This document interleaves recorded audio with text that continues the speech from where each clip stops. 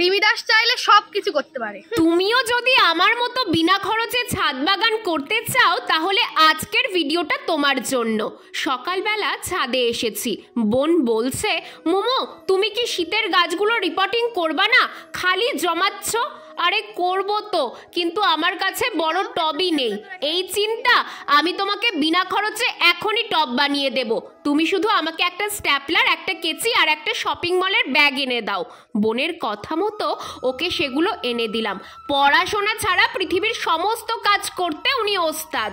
তারপর যেটা দেখলাম আমি অবাক।